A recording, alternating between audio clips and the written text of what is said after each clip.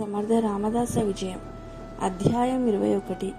శ్రీరామ జయ రామ జయ జయ రామ. శ్రీ నిత్యానంద యోగి ముందు ముందు శ్రీ సమర్థుల సామర్థ్యమును శక్తియుక్తులను ధర్మరక్షణకు ఎలా వినియోగించారో తెలిపే కథలను చెప్పనారంభించారు. నాయన విద్యాసాగర, మహారాష్ట్రం అందేగాక భారతదేశం అంతటను ఆనాడు అల్లకొల్లోలాలు చెలరేగియే ఉన్నాయి. మొఘలాయుల పరిపాలనలో ఎక్కడెక్కడ చిన్న చిన్న రాజ్యాలు దేశమంతా విడిబడిపోయి బలం గల వానిదే రాజ్యమన్న విధంగా కొన్ని తయారైనవి. కొన్ని రాజ్యాలు సుల్తానుల పరిపాలనలో ఉంటూ వారందరూ మతం ఒక్కటే అయినా సంపదలపై వ్యామోహంతో ధన సంపాదన కొరకు నీతి, ధర్మం, స్నేహం అన్నిటినీ విడిచి అందిన వాటిని అందినట్లు వధించడము లేక వంచడము, తద్వారా ధనమును కొల్లగొట్టియే ధ్యేయంగా మనుగడ సాగిస్తూ ఉండేవారు. ఈ పంథాలో సంచరించే యవనులకు నీతి నిజాయితీలతో స్వామి భక్తి పరాయణులైన హిందువులు వీరులుగా ఉన్నవారి అవసరం ఎంతైనా ఉన్నది. అందువలన వీరాది వీరులైన హిందువులను మచ్చిక చేసుకుని కుటిల రాజకీయాలు నడిపేవారు కొందరు రాజులు. నమ్మిన వారి కొరకు ప్రాణమైనా ఇచ్చే హిందువులు ధైర్యవంతులు ఆ కుటిల రాజనీతికి బలి అయిపోగా భీరువులైన వారిలో ఎక్కువ మంది నోరెత్తకుండా ప్రక్కకు తప్పుకొని తిరిగేవారు. యవనులు విజృంభించి హిందువుల కన్యలను అపహరించుట, బాలురను అపహరించుట, వారికి మతపరమైన శిక్షణ ఇచ్చి మతము మార్చుట వంటి సంఘ విద్రోహ చర్యలు ఉధృతంగా చేస్తూ ఉండేవారు. రాజోద్యోగులందరూ ముసల్మానులు అగుట వలన వారి చెప్పు చేతులలో హిందువులు నడవవలసిన దుర్దశ ఏర్పడినది.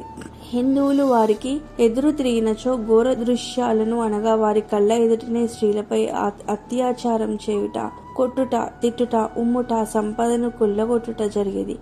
ఈ ఘోరాలతో కృంగి కృషించిపోయిన హిందువులు భగవంతుని ప్రార్థించుట తప్ప వేరు మార్గం లేదని నమ్మి జీవశ్చవంలై ప్రాణమాత్రావశిష్టులై యజ్ఞ యాగాది క్రతువులకు దైవారాధనలకు స్వస్తి చెప్పి లోలోన జప ధ్యానములు మాత్రమే నిర్వర్తించుచుండ్రి.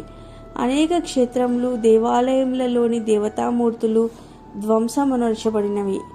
ఇలాంటివే వారికి ఘనకార్యాలు. అలా చేసిన వారికి రాజసన్మానం లభించేది. ఆ పరిస్థితులలో హిందువులు దేవాలయాలకు పోవుట దాదాపు మానివేసిరి. దుండగులు, ఆగంతకులు దేవాలయాలు మూసివేయించారు. కొన్ని చోట్ల హిందువుల దేవుళ్ళు రాళ్లల్లో, గుళ్ళల్లో ఉంటారు కదా, అవి మూసేస్తే వీళ్ళని ఆ దేవుడు ఎలాగూ కాపాడలేడు. అప్పుడే మనం చెప్పినట్లు విని మన దేవుని ఆరాధిస్తారని వారి విశ్వాసం. ఎక్కడైనా భజనలు, యజ్ఞాలు జరుగుచున్నవి అని వారికి వార్త అందితే వెంటనే గుర్రాలపై పోయి చిన్న భిన్నం చేసేవారు. చేతికి చిక్కిన వారిని అనేక రకాల చిత్రహింసలకు గురి చేసేవారు. జరిమానాలు విధించి ధనం లాక్కునేవారు. ఏ విధంగానైనా హిందూ మతాన్ని రూపుమాపాలనేదే వారి ధ్యేయంగా ఉండేది.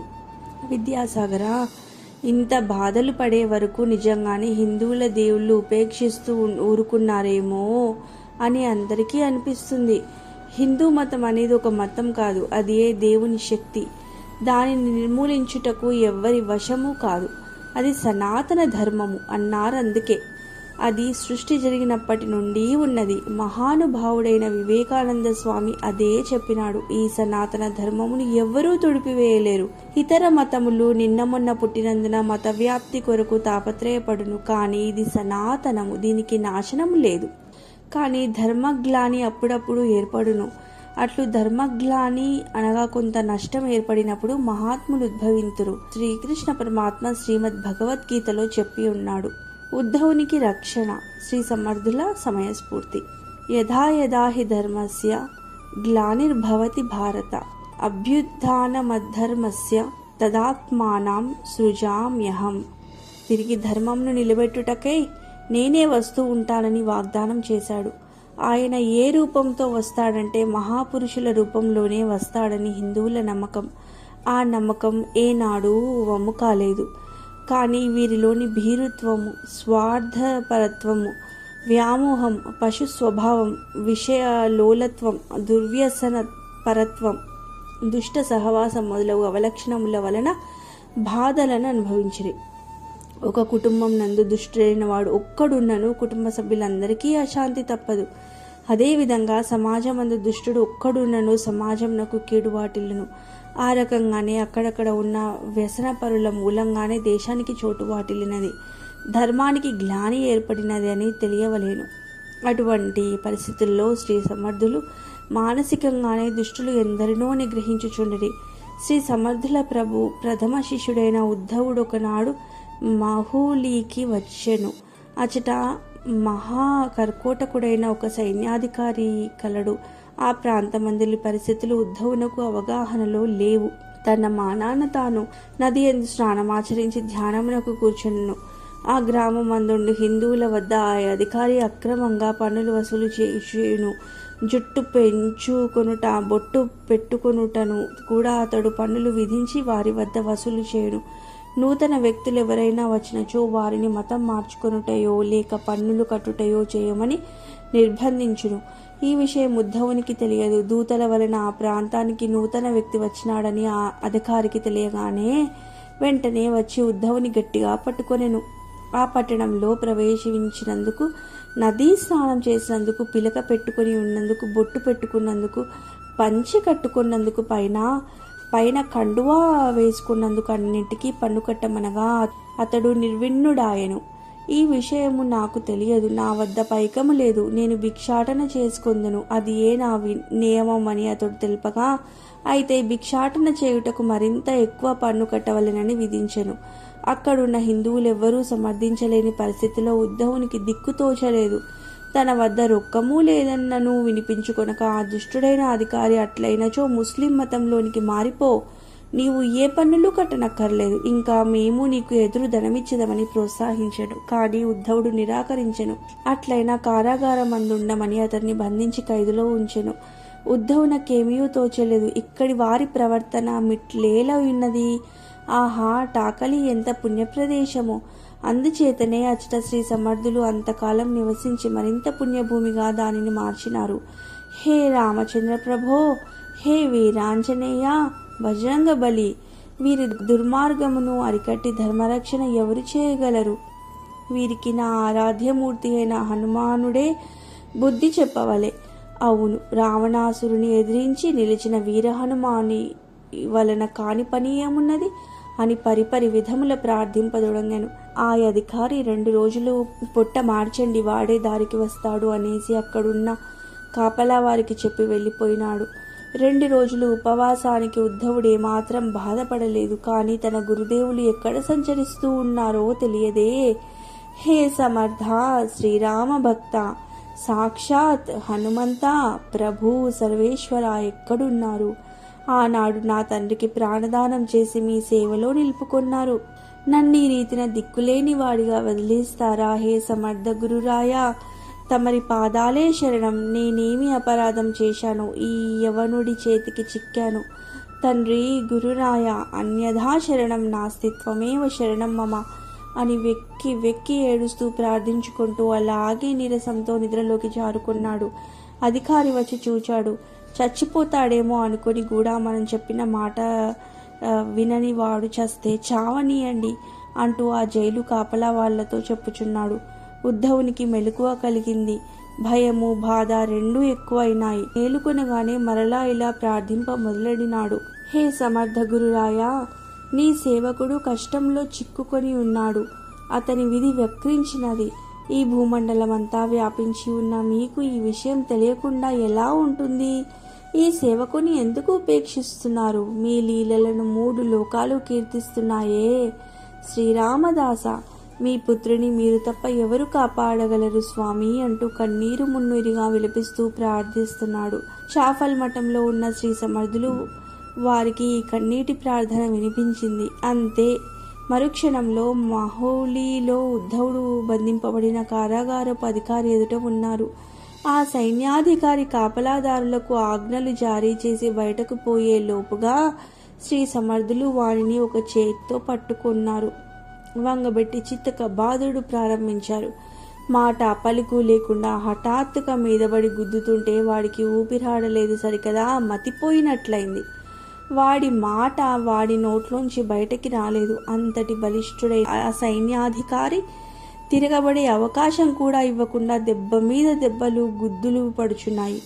ఎవరు ఎందుకిలా కొడుతున్నారని అడగాలన్నా అవకాశం ఇవ్వకుండా గుద్దులు గుద్దినారు. అటువంటి దెబ్బలు గుద్దులు వాడెన్నడూ తిని ఉండలేదు. శ్రీ సమర్థులు సాక్షాత్ హనుమంతుని అవతారం. అందువలననే అతడు తట్టుకోలేకపోయాడు. శరీరం అంతా ముద్దయిపోయింది. ఆ దెబ్బలకు జీవాలు కృంగిపోయినాయి. వగర్చుచూ చివరి ఉపాయంగా ప్రాణాలన్నీ కూడగట్టుకుని స్వామి పాదాలపై పడి, స్వామి మహారాజ్ రక్ష రక్ష అన్నాడు. ఒక్క క్షణం శ్రీ సమర్థులు ఆగి తీవ్ర కంఠస్వరంతో, చెప్పు ఖాన్, ఈ దుష్టకార్యంలో భాగస్థులెవరెవరున్నారు చెప్పు అంటూ గర్జించారు. ఈ ఖాన్ గారి అవస్థను చూసి మిగిలిన వ్యక్తులందరూ అక్కడి నుండి పరారైనారు. ఖాన్ ఒక్కడే చిక్కాడు. ఓడలంతా శిథిలమైనది. నిలబడలేకపోతున్నాడు. ముక్కుల్లోంచి నోట్లోంచి రక్తం కారుచున్నది. ఏమిరా, మాట్లాడవేమి? ఎందుకిలా అరాచకం చేస్తున్నారు? అడిగేవారు లేరనియా? హిందువులు ముస్లింలుగా మారిపోవాలా? మారకపోతే పన్నులు కట్టాలా? ఏమిరా నీ అహంకారం? ఎవడురా నీకు ఇలా వసూలు చేయమని చెప్పింది? ఇక పైన చేస్తావా అని గొంతు పట్టుకుని ప్రశ్నల వర్షం కురిపించుతుంటే వాడు గుక్క తిప్పుకోలేకపోయాడు. ఆ పరిస్థితులలో రక్తసిక్తమైన శరీరంతో ఆయనను ఆపగల శక్తి వేరెవ్వరికీ లేదని, తననెవ్వరూ రక్షించలేరని గ్రహించి ఆయననే, స్వామి మహారాజ్ రక్షించండి, తప్పు చేశాను, క్షమించండి అంటూ ప్రాధేయపడినాడు. శ్రీ సమర్థులు, ఇంతటితో నీకు బుద్ధి వచ్చినట్లేనా అన్నారు. బుద్ధి వచ్చింది. ఇక హిందువుల పట్ల వైరం మానుకుంటాను, నా సోదరుల వల్ల చూచుకుంటాను అంటూ సంజాయిషి చెప్పుకున్నాడు. ఒరే ఖాన్, అందరూ ఆ భగవంతుని బిడ్డలేరా? నిన్నిప్పుడు చంపినా అడిగేవాడు లేడు, కానీ చంపకుండా ఎందుకు వదిలేస్తున్నాను? మీ జాతికంతటికి బుద్ధి రావాలి. అందరూ అల్లా బిడ్డలని మీరు ఒప్పుకోవాలి అంటూ గర్జించారు. బక్క చిక్కిన ఖాన్, తప్పకుండా ఒప్పుకుంటాను. మీరింతటి గొప్పవారని నాకిప్పుడే తెలిసినది. నన్ను దయచూడండి. నా పరువంతా పోయింది, నా అహంకారం కూడా పోయింది. స్వామి, మీ పాదాల తోడు నేను మారిపోయాను. ఈ బోధ ఎన్నటికీ మరవను అంటూ ఒట్టు పెట్టుకున్నాడు. శ్రీ సమర్థులు, మరి ఈ సంఘటన మీ రాజుతో చెప్తావా అని అడిగారు. అమ్మో, ఇది తెలిస్తే నన్ను ఒక కాఫిర్ చేతిలో దెబ్బలు తిన్నావా అని ఉరి తీయిస్తాడు. నా బిడ్డలపై ఆన నేనెవ్వరికీ చెప్పనన్నాడు. ఈ విషయం ప్రాణం పోయేదాకా నాతోనే ఉంటుంది. అప్పుడే ఈ దెబ్బలకు దడసి దూరం నుండి చూస్తున్న వారిని కూడా పిలిచాడు. వారితో కూడా ఈ మాట ఎవరికీ తెలపరాదని ఆజ్ఞాపించాడు. శ్రీ సమర్థులు చెప్పనక్కర లేకుండా వారి ఉద్దేశం గ్రహించి ఉద్ధవుని మరియు అప్పటిదాకా ఖైదులో ఉంచి హింసిస్తున్న మరికొందరు వ్యక్తులను కూడా విడిపింపచేశాడు. స్వామి మహారాజికపై ఏ హిందూ సోదరుని ఇబ్బంది పెట్టను అంటూ ఉండగానే ఉద్ధవుడు విడుదలై వచ్చాడు. శ్రీ సమర్థులు తమ ప్రియ శిష్యుని చూస్తూనే కన్నీటి పర్యంతమై, నాయనా ఉద్ధవా వచ్చావా అంటూ హృదయానికి హత్తుకొని తన సంచిలో నుండి పండ్లు రొట్టెలు తీసి ఇచ్చారు. ఒరే ఖాన్, నిన్నిప్పుడా చీకటి కొట్లే పడేసి 4 రోజులు పస్తులుండేటట్లు చేయమంటావా అన్నారు. ఖాన్ సాహెబ్, స్వామి, బుద్ధి చేసిన తప్పులు ఒప్పుకున్నానుగా, మరెన్నడూ ఇలాంటి తప్పు చేయను. నాకు బుద్ధి చెప్పారు కదా. ఖుదా అందరికీ ఒక్కడే అన్నాడు. అన్నీ ఆయన కొట్టిన దెబ్బల ఫలితమే. విద్యాసాగర, శ్రీ మహావిష్ణువు అసుర సంహారం చేస్తే ఆ అసురులు జీవజ్యోతి మరి శ్రీ మహావిష్ణువులోనే ఐక్యమవుతుంది. అలాగే మహాత్ములు కొట్టిన ఆ దెబ్బల ద్వారా వారికి జ్ఞాన ప్రదానం చేస్తారు. అందరూ అల్లా బిడ్డలేనన్న మాట అతనికి అర్థమైంది. మీ దెబ్బలతో నాకు జ్ఞానోదయమైంది. దైవమే అన్ని రూపాలలో ప్రకటమవుతూ ఉంటారు. రామ్ రహీం ఒక్కడే అని అర్థం చేసుకున్నాను. ఇంకా మీద అందరినీ అల్లా బిడ్డలుగా చూచుకుంటాను. ఇక మీదట ఇటువంటి తప్పులు చేయను, దయ ఉంచి మన్నించండి అని చెప్పి ఆయన్ను కొన్ని రోజులు ఆ ఊర్లో ఉండవని ప్రార్థించాడు. ఎటువంటి అసౌకర్యం లేకుండా చూచుకుంటానని మరీ చెప్పి బ్రతిమాలి ఆయన ఉండటానికి గాను చక్కని బస ఏర్పాటు చేశాడు. ఇక్కడ నేను ఉండాలంటే కొన్ని నియమాలున్నాయి. నాకు భక్తి జ్ఞాన ప్రబోధాలు చేయకుండా నేను ఎలా ఉంటానని శ్రీ సమర్థులు అనగా, అక్కడ అందుకు కూడా ఖాన్ సాహెబ్ ఒప్పుకున్నాడు. గ్రామంలో ఉన్న హిందువుల సంతోషానికి మేరలేదు. ఖాన్ను ఓడించుట. రోజులు హుషారుగా సాగుతున్నాయి. మహూలీలో పూర్వపు వైభవం ఉత్సాహం మరి తిరిగి మొదలయింది. ఖాన్ను ఓడించుట. రోజులు హుషారుగా సాగుచున్నాయి. మహూలీలో పూర్వపు వైభవం ఉత్సాహం తిరిగి మొదలైంది. భజనలు, కీర్తనలు, నైవేద్యాలు జోరుగా సాగుతున్నాయి.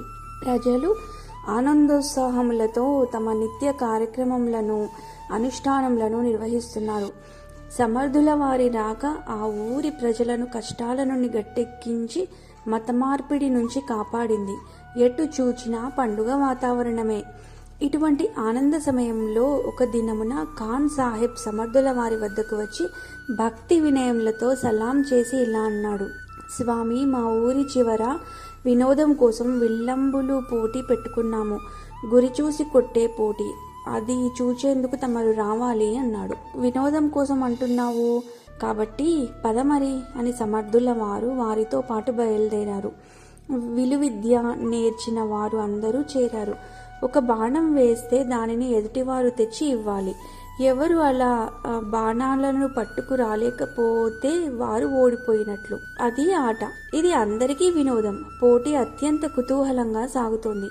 ఖాన్ సాహెబ్ ముందు ఎవరూ నిలవలేకపోయారు. అందరిలో విజేతగా ఖాన్ సాహెబ్ నిలిచాడు. సమర్థుల వారు ఈ తతంగాన్నంతా గమనిస్తూనే ఉన్నారు. ఖాన్ సాహెబ్ నేర్పరితనాన్ని, అతని ముందు చిత్తుగా ఓడిపోయిన వారిని కూడా ఆయన వీక్షించారు. చివరకు ఖాన్ సాహెబ్, స్వామి, మీరు కూడా వస్తే ఆట రక్తి కడుతుంది అన్నాడు. సర్వాంతర్యామి అయిన స్వామికి తెలియనిదేముంది? ఖాన్ సాహెబ్ దురుద్దేశం ఆయనకు అవగతమైంది. స్వామివారు మందహాసంతో, తప్పదంటావా అంటూ, మా వంటి సాధువులతో పోటీ పడటం సరికాదు.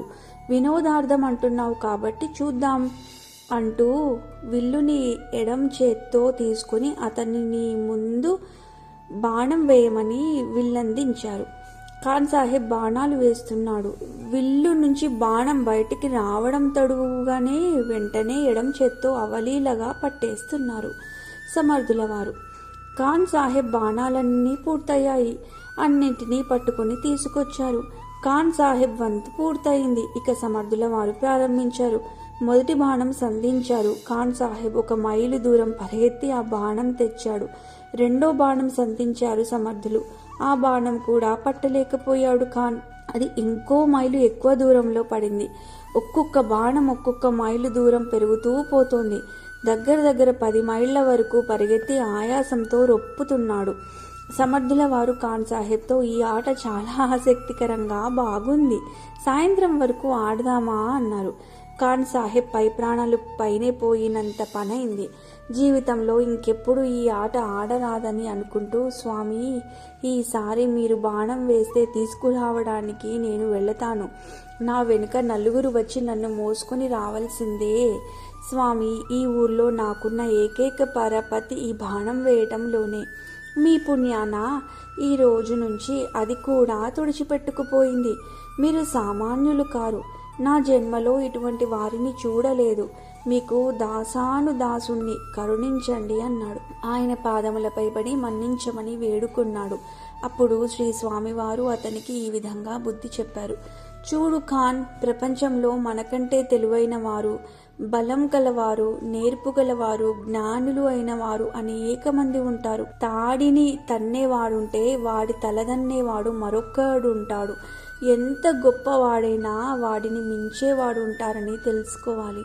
అందువలన ఎవ్వరినీ ఎట్టి పరిస్థితులలో నీచంగా చూడరాదు.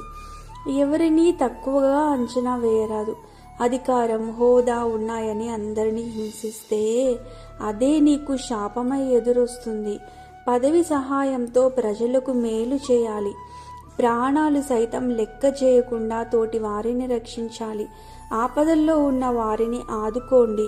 మంచి పనులు చేసి మంచి పేరు సంపాదించుకోండి. అప్పుడు భగవంతుడు ప్రసన్నుడవుతాడు. దీనికి వ్యతిరేకంగా ప్రవర్తిస్తే మీ గర్వాన్ని అణిచి మిమ్ములను దారిలో పెట్టేవాడు మరొకడు వస్తాడని గుర్తుంచుకోండి. అందువలన అహంకారాన్ని, గర్వాన్ని వదిలి బుద్ధిగా ఉండండి అని సమర్థుల వారు హితబోధ చేశారు. ఆ సంఘటనతో ఖాన్ దుష్టబుద్ధి పూర్తిగా పోయి శ్రీ సమర్థులను మనసులోనే సేవించుకుంటూ జీవితం గడిపాడు. ఈ అద్భుతమైన లీలను తెలిపి ధర్మరక్షణలో శ్రీ సమర్థుల సమయస్ఫూర్తిని తలంచుకున్న కొలది వచ్చే నవ్వును ఆపుకోలేక నిత్యానందులు పకపకా నవ్వారు. విద్యాసాగరుడును దాన్నే తలంచుకుంటూ కడుపుబ్బ నవ్వాడు. చదువరులారా, శ్రీ సమర్థులు జ్ఞాన ప్రబోధకులే కాక ఆర్తరక్షకులు, ధర్మరక్షకులు కూడాను. జనులలో ధైర్యాన్ని నింపి వారిలో తిరిగి ధర్మజాగరణ చేశారు. ఆ ధైర్యంతోనే వారు మనకు సద్గురువు రక్షకుడు లభించినాడని నిరంతరం రామనామం చేయసాగినారు. శ్రీ రామనామానికి గల శక్తిని తమ ప్రవచనాలలో శ్రీ సమర్థులు ప్రతి చోట విశదీకరించేవారు. భక్తులు పిలువనిదే భగవంతుడు సాక్షిభూతంగానే ఉంటాడని, ఆర్తితో నీవే తప్ప నిత పరంబెరుగన్ అని వేడినప్పుడు తప్పక వచ్చి రక్షిస్తాడని చెప్పేవారు. ధర్మ నిరతులై ఉండి ధర్మాన్ని అనుసరించండి, ధర్మరక్షణ జరగాలని ప్రార్థించండి, ప్రయత్నించండి. ఇందుకై మీరు ఎవరితోనూ యుద్ధం నరించవలసిన పని లేదు. ధర్మాన్ని ఆచరించినచో మీ ధర్మాచరణమే దైవస్వరూపమై మిమ్ములను సమయానుకూలంగా రక్షించునని బోధించినారు. లోకోద్ధరణ కార్యం జరుగుచున్నది. మానవులై పుట్టినందులకు ఈ ధర్మ కార్యాలలో పాల్గొనే ప్రయత్నం చేయండి. మీ జన్మలను సార్థకం చేసుకొనండి. మీ అందరికీ శ్రీరామ రక్ష లభిస్తుంది. శ్రీ నిత్యానందుల వారు ఇలా మరొక్క లీలలను వివరించారు. విద్యాసాగర, విన్నావు కదా? శ్రీ సమర్థుల శిష్యరక్షణ సామర్థ్యమును. ఉద్ధవుని రక్షించిన ఘట్టం తర్వాత మరో శిష్యుడు ఒకసారి చిక్కులో పడితే రక్షించిన దానిని చెప్పుకుందాం. శ్రీ సమర్థుల వారు శిష్యులను ఎంపిక చేసేటప్పుడే వారి పూర్వాపరాలు తెలిసిపోయేవి. బలవంతులైన వారినే ఎన్నుకునేవారు, లేకుంటే వారిని బలోపేతం చేసేవారు. శారీరక బలం ఉంటేనే సాధన చక్కగా సాగి శరీరం మరింత బలంగా తయారవుతుంది. యోగాభ్యాసానికి, జప తప సాధనకు శరీర బలం ఎందుకు? శరీరం బలంగా తయారైతే విషయ వాంఛలు పట్టుకోవా అని కొందరు శరీరాన్ని శుష్కింపచేయాలని భావిస్తారు.